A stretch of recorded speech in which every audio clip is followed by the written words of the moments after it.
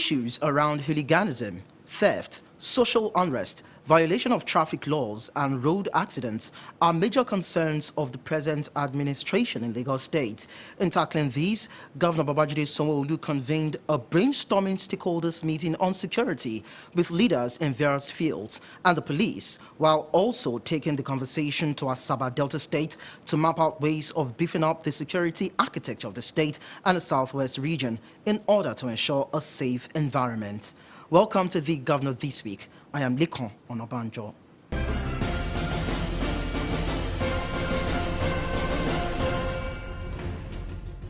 Conversations around the security challenges in Lagos State were brought to the front burner this week at a stakeholders meeting convened by the Lagos State Governor, Babajide Sanwo-Olu. At the meeting, the governor said his government is ready to come up with stronger parameters that will ensure that the laws banning the operations of commercial motorcycles, popularly known as Okada in the state, becomes more effective. He also stated that his government will soon relaunch the Lagos State Residents Card as part of measures to ensure proper and accurate database for Lagos residents. Insecurity can only be properly understood and tackled when we have a proper understanding of what security in itself means. As said by A.J. Omede, written in Canadian Social Science Journal in 2012, opined that security is considered a dynamic condition which involves the relative ability of a state to counter threats to its core value and interest of its citizens. Coincidentally, to advance our interests and objectives as a state in the context of security, it is therefore important for us to ensure that we contain and arrest every form of aggression and crime that threatens the development, the progress, the growth of our state, or the stability of our country. For us in Lagos State, there is a direct correlation between security and long-lasting economic growth and development. We cannot speak of a 21st century megacity and a vision for a greater Lagos if we are unable to assure and guarantee the security and safety of our citizens and their properties. Not too long ago, we witnessed the very unforeseen and unexpected mayhem that unleashed after the aftermath of the NSAS protests here in Lagos, and which everybody has spoken about today, which led to high-level destruction, carnage that has never been witnessed before, which includes destruction of police facility. There are police stations, following clashes that coming out of it from criminal gangs, and also low morale from the security enforcers. The resultant effect of the NSAS mayhem has contributed in no small way to the severely fragmented security architecture that we now have in Lagos today. On our part in the state, we have risen to the audacious challenge of arresting this general state of insecurity with all of the resources we have at our hand. Now, why do I call this an audacious challenge? It is simply because we are constrained by the fact that security is not the exclusive preserve of the state government alone. The Nigerian police force and the armed forces are all federal institutions, and we must therefore defer greatly to the federal government on issues of securing the state from both internal and external aggressions that we see today. Over the last couple of weeks, and of course, in direct response to the growing spate of violence and insecurity of our state, we have instituted a number of measures designed to curb the activities of that endangered insecurity, which we believe will be part of our first step at ensuring that Lagos can now begin to see real security being coming back. Some of the measures that were put in place and that we're further rolling out is the monitoring, and which a lot of people have spoken about today, is the monitoring of abandoned buildings and properties. Haven't seen a general trend of hoodlums and miscreants converting abandoned buildings and construction sites within the state into crime havens, from which they have planned and they've launched several criminal missions. The state government has taken active steps to curb this menace by commencing the full implementation and the enforcement of the Lagos State Urban and Regional Planning and Development Law of 2019, as amended. This law prohibits the abandonment of buildings, whether under construction or completed, and also prohibits the construction workers from remaining within the premises of a building under construction from 6 p.m. on a daily basis. We will hold property developers and property owners responsible for any breach of this law, and we will not hesitate to seal off defaulting buildings, and if even after sealing up, we might take over the building or demolish this structure if we realize and we found that they are not complying with the set rules. Demolition of shanties. Since December last year, we have demolished several hundreds of shanties and illegal structures around the state. These shanties are serving as hideouts for criminals and has exacerbated the insecurity situation in the state. This cleanup exercise will continue, even now more than ever before, in an aggressive and in a concerted effort. We will strive to ensure that the creation of job and economic opportunities that will take people off the street and give them the wherewithal to afford decent accommodation is our priority. Eradication of cultism. I recently signed into law the Prohibition of Unlawful Society and Cultism Act 2021. The law prescribes a 21-year jail term for convicted cultists. The new law strengthens the penalties applicable to cultists and expands the coverage to the entire society, unlike the old law, which was restrictive to cultism by students of tertiary institutions alone. Cultism is a major security problem confronting us in Lagos State today. And like everybody has said, it's something that we cannot shy away from. Seeing an advent of criminal gangs unleashing violence and mayhem in and around the state. With the passage of this new law, it is hoped that it will widen the dragnet and the hunt and the prosecution of these nefarious gangs that are intent to bring Lagos to chaos. And of course, the Commissioner of Police needs to be commended in this area. He has risen up to this challenge, and I think he deserves a round of applause. But we should not stop at anything to ensure that we bring these menace, under a logical end. So cultism is a major security problem confronting us in Lagos State, and we have in recent times seen, that these gangs are unleashing violence and mayhem all around the state. Technology deployment. One of the pillars of our government agenda, on our team's agenda, is making Lagos a 21st century, and of course, education and technology. And in line with the increased dependencies on cutting-edge technology to aid preventive and detection of crime in Lagos. We have completed about 1,800 out of our first phase of 3,000 optic fiber grids that we're doing in Lagos. And so that 1,800 has given us the ability to be able to have CCTV cameras installed in a few places.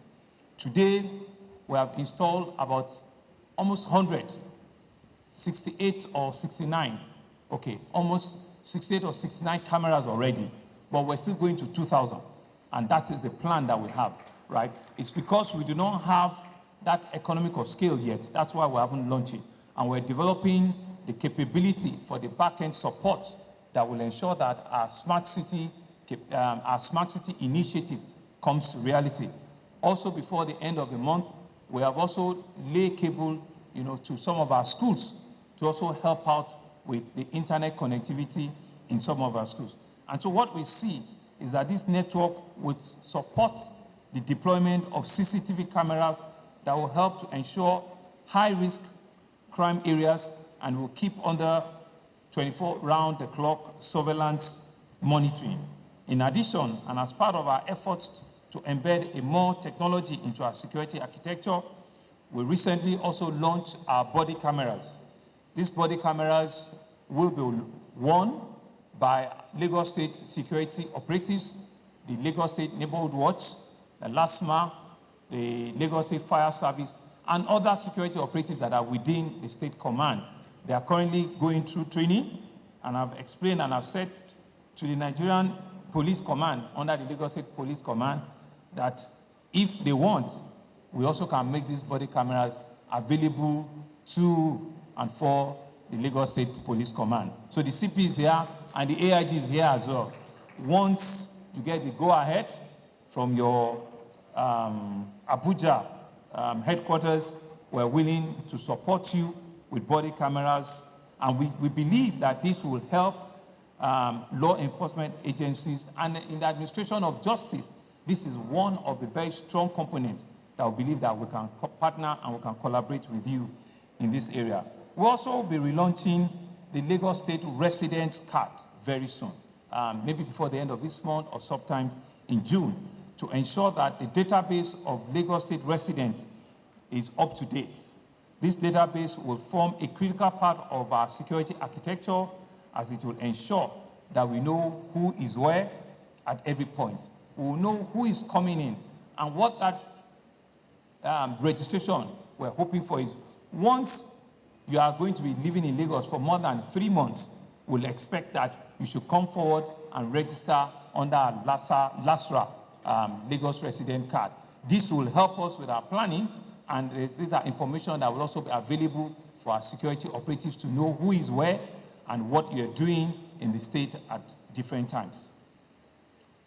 Under our transportation reform, we have noted with dismay the fact that Okada riders are disregarding and flaunting the restriction we impose on their activity in certain areas of the metropolis.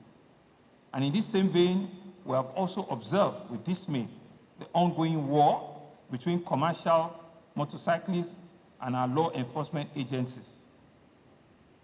The propensity of the lawlessness is not who we are as Lagosians. The Lagos State Road Traffic Law, enacted in 2012, which was also discussed here, is meant to safeguard the lives of our people and to maintain law and order on our roads. It's the legal backbone for the restriction that is put in place early last year, and it has been disregarded by the Okada menace that we see today.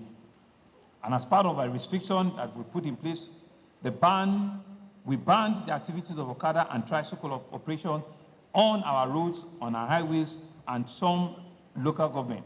But sadly, many Okada and tricycle operators have continued to flagrantly disobey the law, and in some cases restrict law enforcement by engaging in organized attack on law enforcement agencies.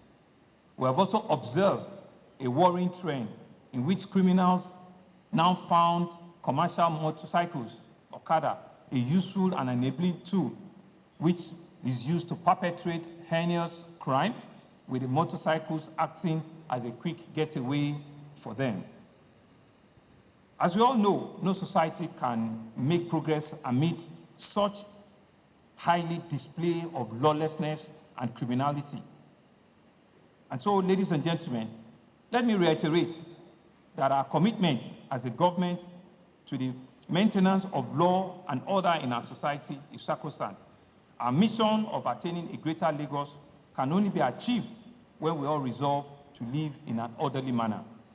And so consequently, and based on all that we have seen and experienced in the past couple of weeks, and as well as the increasing threat that is posed by the activities of commercial motorcycles operators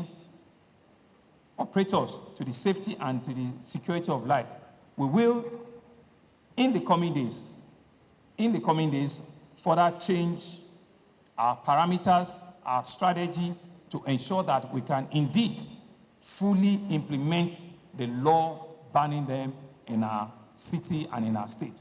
In the next couple of days, all of those parameters will be spelled out to ensure that the laws that we have set up and all the parameters coming up to ensure that the full enforcement of that law is in place, the parameters will be coming out within the next couple of days. I also want to put on record that before the end of this month, there are lots of support that the state government will be giving to the Nigerian police, the Lagos State Police Command. We are making plans to ensure that before the end of this month, a lot of the support that are within our means, that are within our control, will be procured, will be purchased, and will be handed over to the police before the end of the month.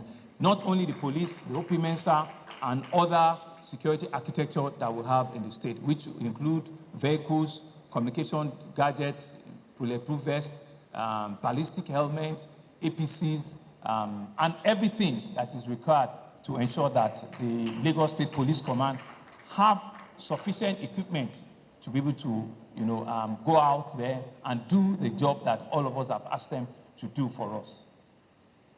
We require partnership.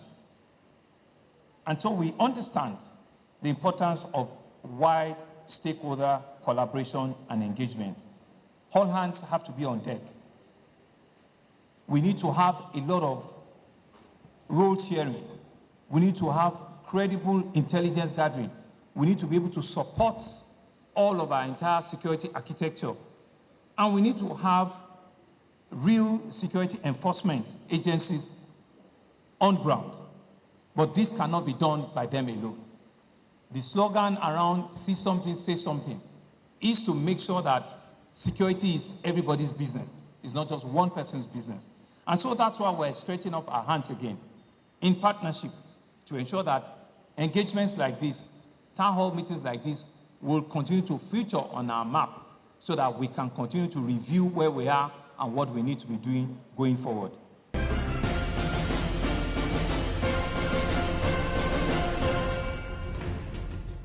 This is the governor this week. We have more at the other side of this break. Do stay with us.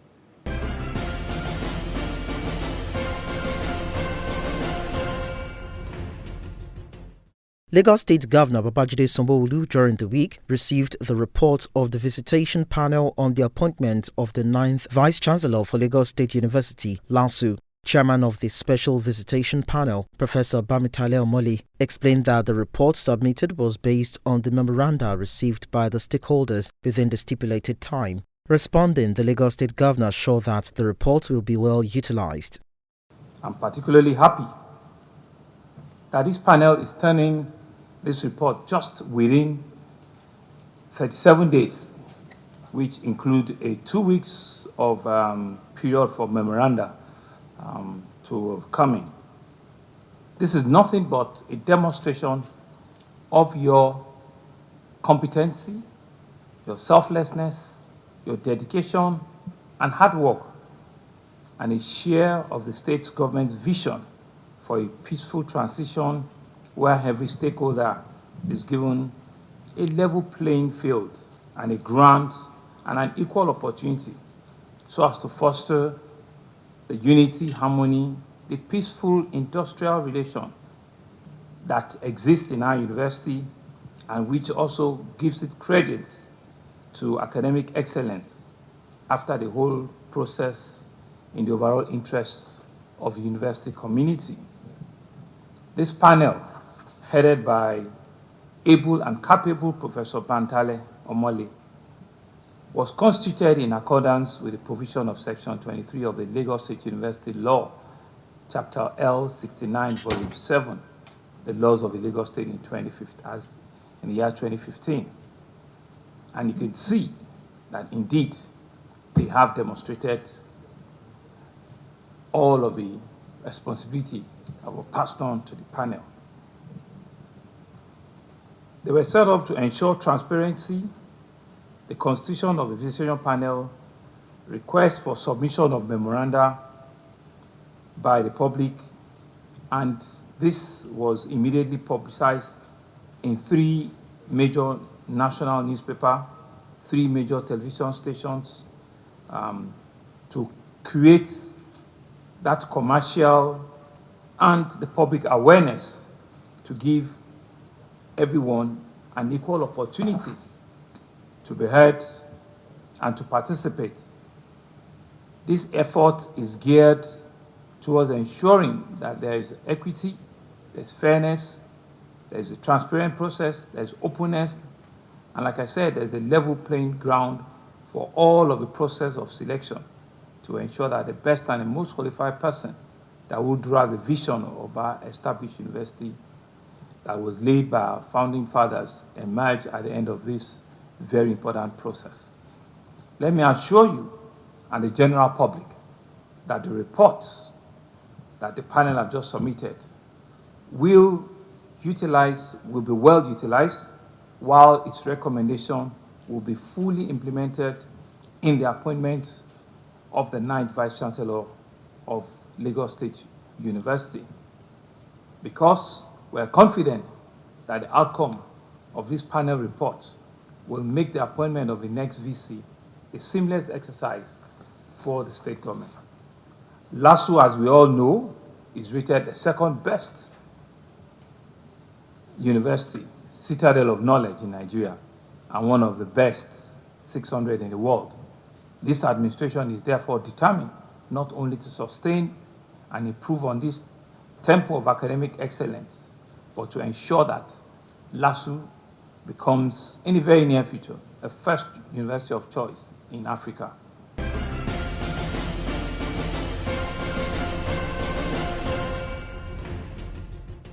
Following the security challenges in different parts of Nigeria, Governor Babajide Sanwo-Olu and other southern governors called on President Muhammadu Buhari to address Nigerians on the position of things so as to restore the confidence of the citizens. The governors, under the platform of the Southern Nigeria Governors Forum, they called on the federal government to convoke a national dialogue as a matter of urgency to address widespread agitations by the people in different parts of the country. Speaking to journalists after a meeting held at the government house, Asaba, the 17 governors in the southwest, south-south and southeast geopolitical zones announced a total ban of open grazing in the south, including cattle movement to south by foot, and advised the federal government to support willing states to develop alternative and modern livestock management systems.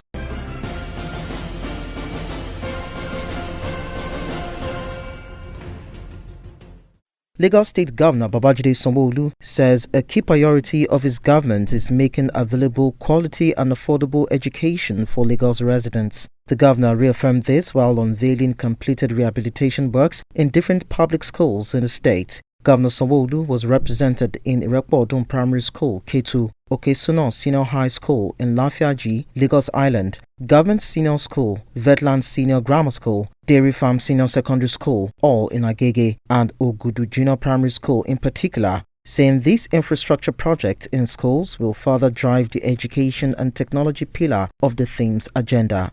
Education is still the most potent tool of empowerment and one of the most tested ways to close the gap between poverty and wealth. It's a leveler. It provides individuals with knowledge and skills to actualize potential and maximize opportunities in life. Education has a vital role to play in development of the mega cities such as ours in Lagos. This has made it imperative for us to ensure that our children have access to quality education and an enabling environment for excellent learning. Lagos is rapidly changing with globalization and technological advancement. There is the urgent need to prepare our children for the future so that they can match their mates anywhere in the world. The projects being commissioned today will further drive the education and technological pillar of our things agenda. The projects being commissioned, like I said, will further drive education and technology in our things agenda. If we must actualize our greater Lagos vision, quality education must remain one of our most solid building blocks. And that is why we are doing everything possible to make the environment conducive for our children. To accelerate our children's access to world-class pedagogical learning, we have aggressively embarked on the provision of blocks of classrooms, administrative offices, school furniture, laboratories, modern toilet facilities, and security across the 6 education districts and local government councils. Therefore, our children have access to quality education irrespective of their location. We have so far completed over 1,097 projects covering 970 schools across the state. In the last 2 years, our government has ensured the prompt construction and rehabilitation of 322 dilapidated public schools 87,000 dual composite units of furniture were supplied to primary and secondary schools across the state. I'm delighted to inform you that we will continue to put in our best until all the promised infrastructural projects have been delivered to the beneficiary schools across the state. The administration is convinced that teaching and learning can only take place effectively in a conducive environment. This explains our commitment to the provision of new structures and the rehabilitation of existing ones. I'm glad to note that our investment in education is yielding results. Our students' performance has improved in examinations, national and international competitions. They also have improved in morals, in etiquette, and confidence building in public speaking. Distinguished ladies and gentlemen, Lagos State Public Schools have consistently emerged the overall best at international robotics competitions since 2015. Our schools have continued to excellently represent Nigeria at this annual competition.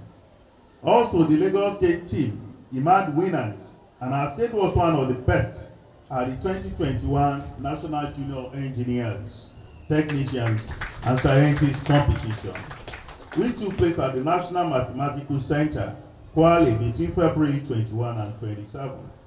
The state team won 11 medals and 10 cups in various categories. To our neighbor children, our bright children, and leaders of the future, I can't wait to see you become global leaders and professionals in various fields. I can't wait to see doctors among you, to see lawyers among you, to see journalists among you, and to see presidential materials among you. I know you can do it. I shall like you to study hard to justify Lagos State's investment in your education and the investment of your parents in your education. I assure parents that the standard of education will continue to rise, and we will not stop until Lagos State schools become a positive reference point across the globe.